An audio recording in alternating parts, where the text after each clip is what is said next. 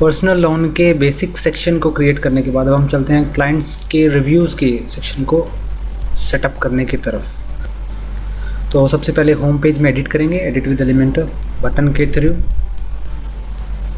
Edit होने के बाद उस पेज के एलिमेंटर के उस पेज के ओपन होने के बाद अब हम सबसे पहले ऐड करेंगे अपने हेडिंग सेक्शन को और क्लाइंट्स रिव्यू के सेक्शन को।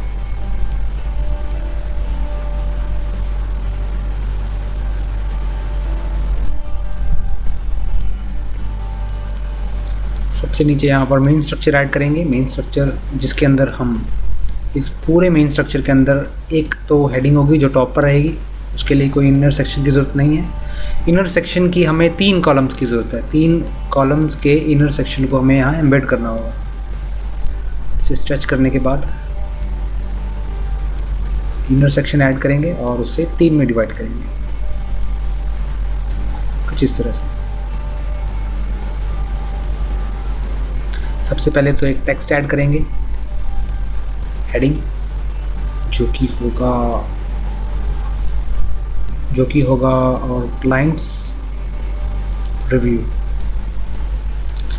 सेंटर लाइन करके इसे स्टाइलाइज करेंगे। मैं इसमें पर्पल कलर यूज़ करता हूँ, अभी के लिए मैं इसे ब्लैक कलर में यूज़ करूँगा, सेटअप करूँगा। इसकी जो फॉन्ट फैमिली वो रहेगी उबुंटू नाम से इस फॉन्ट है, एक मैं उसे यूज़ करने वाला हूँ। साइज़ कुछ इस तरह 35, जो लाइन हाइट वो इस तरह से 2 पिक्सेल्स। इसके बाद यहाँ पर मैं एक कार्ड बनाने वाला हूँ, इसके अंदर एक इमेज और एक पैराग्राफ और एक हेडिंग एम्बेड होगी। सबसे पहले मैं इसमें इमेज ऐड करूँगा, अननोन यूज़र के इस आइकन को ऐड करेंगे। इसमें उस यूज़र के आइकन को मैं डेस्कटॉप से पिक कर लेता हूँ, ड्रैग करेंगे इसे एलिमेंटर की मीडिया लाइब्रेरी में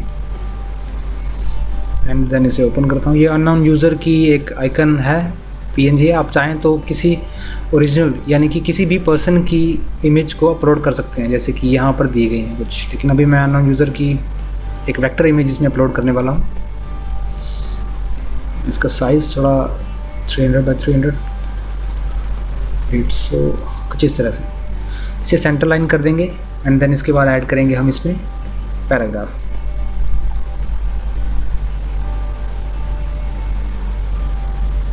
मैं इसमें टेक्स्ट एडिटर में जाता हूँ,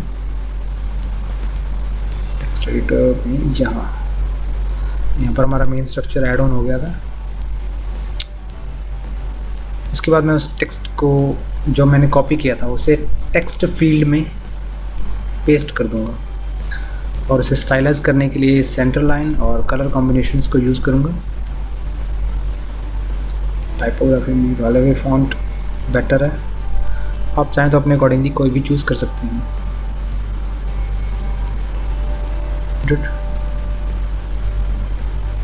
500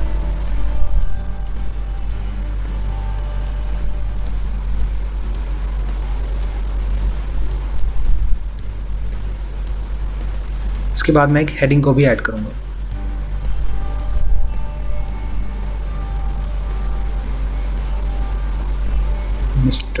इसे मैं कैपिटल वर्ड्स में लिखूंगा। मिस्टर अरविंद कुमार नाम से हमारे एक कस्टमर है जो कि इस तरह का रिव्यू देते हैं हमारी कंपनी के बारे में। पर्पल कलर यूज़ करूंगा मैं इसके लिए अभी के लिए। एंड इसके बाद टाइपोग्राफी में मैं इसे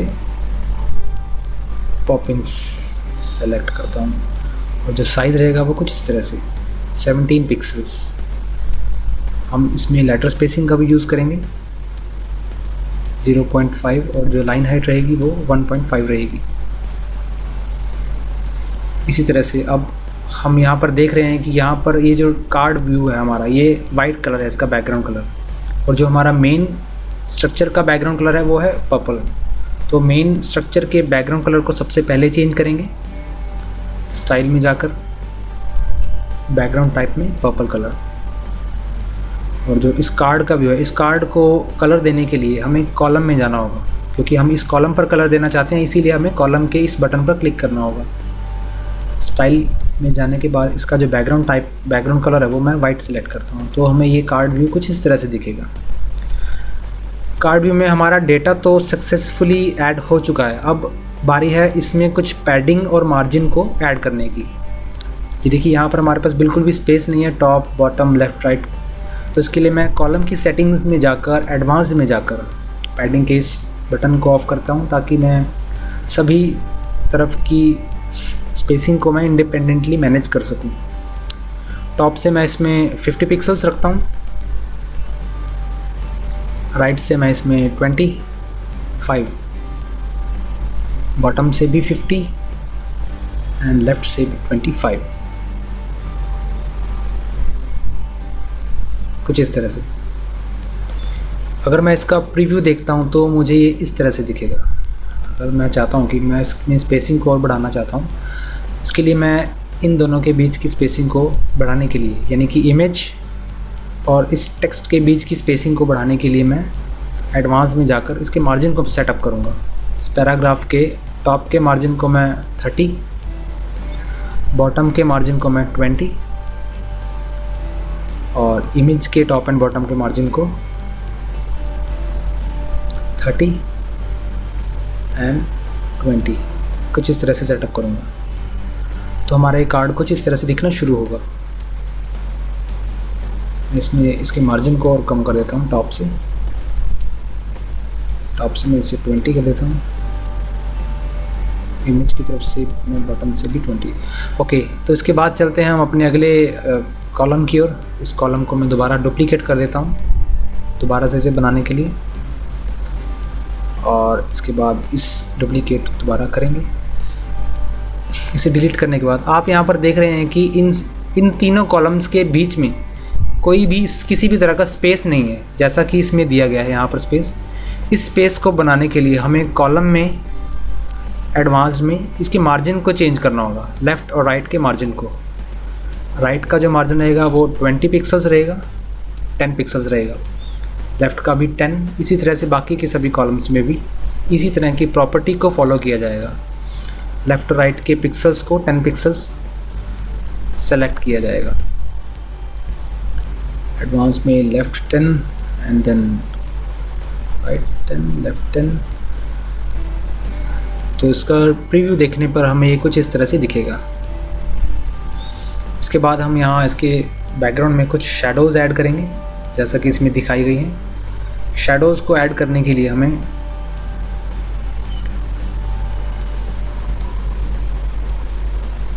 शैडोज़ को इस सेक्शन में शैडोज़ को ऐड करने के लिए हमें क्या करना होगा, इसकी कॉलम में जाकर, कॉलम की सेटिंग्स में जाकर, स्टाइलिंग में जाकर इसे क्लोज कर देते हैं। इसके बॉर्डर टाइप को नन रखते हैं, क्योंकि अभी हमें किसी भी तरह का बॉर्डर नहीं चाहिए।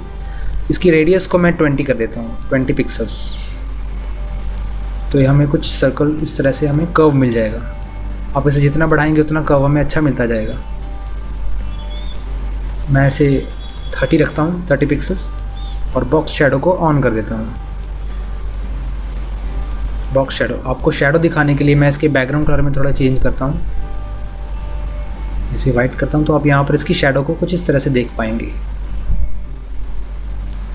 कॉलम में जाकर स्टाइल में इसकी जो बॉक्स शैडो है वो कुछ इस तरह से विजिबल होनी शुरू होगी।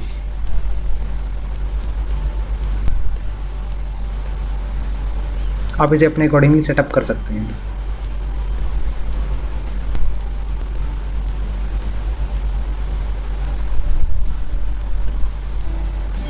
इसी तरह से बाकी की सभी कॉलम्स पर भी हम इस प्रॉपर्टी को यूज़ करेंगे। बॉर्डर में जाकर इसकी रेडियस को 30, ताकि मैं इसे कर्व दे सकूं, और बॉक्स शैडो में मैं इसे हॉरिजॉन्टली -5, वर्टिकली 10, ब्लर भी 10, और जो स्प्रेड रहेगा 5 रहेगा।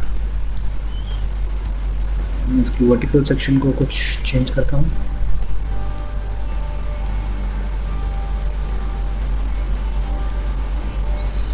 इसी तरह से तीसरी कॉलम पर भी मैं इस प्रॉपर्टी को अप्लाई करूँगा।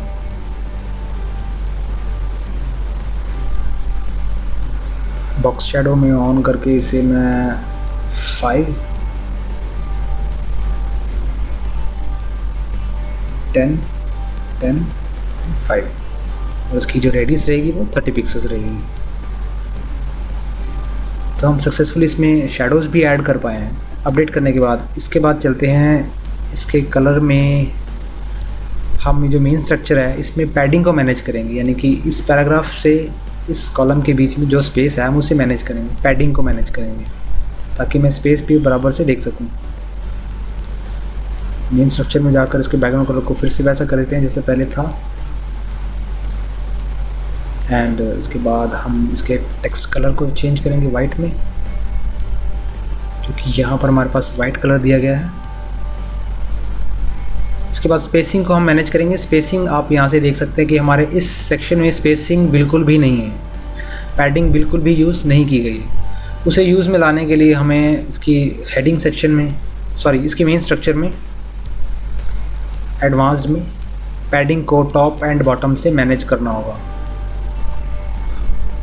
कुछ इस तरह से मैं इसे 50 पिक्सल्स टॉप से एंड 50 पिक्सल्स बॉटम से ऐड कर देता हूँ। बॉटम से मुझे इसे 100 करना होगा क्योंकि मुझे स्पेसिंग बॉटम से ज़्यादा चाहिए। एंड देन इसकी लाइन हाइट को बढ़ाएंगे क्योंकि मैं इन दोनों के बीच में स्पेस देना चाहता हूँ, स्पेस को बढ़ाना चाहता हूँ। इसके लिए मैं उस पैराग्राफ की पर्टिकुलर हेडिंग की लाइन हाइट को बढ़ाऊँगा 3 पिक्सल्स। अपडेट करने के बाद अगर हम प्रीव्यू देखते हैं तो हमें ये कुछ इस तरह से दिखेगा। तो हमारे क्लाइंट्स का रिव्यू सेक्शन अट्रैक्टिव वेज से सेटअप किया है और तैयार है। इसके बाद मैं इसकी जो पैराग्राफ्स है मैं इसे कॉपी कर लेता हूँ, उसे चेंज कर लेता हूँ क्योंकि मैंने इसमें चेंज नहीं किया था। इस पैराग्राफ को टेक्स्ट में चेंज कर लेता हूँ, थर्ड को भी।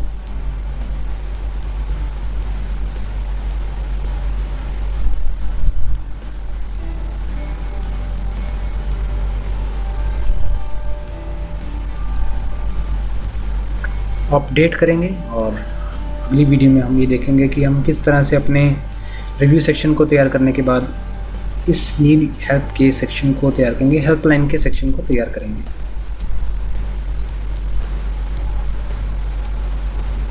इसे टाइम से अपडेट ज़रूर करते रहें, नहीं तो आप अपने डेटा को लॉस्ट कर सकते हैं।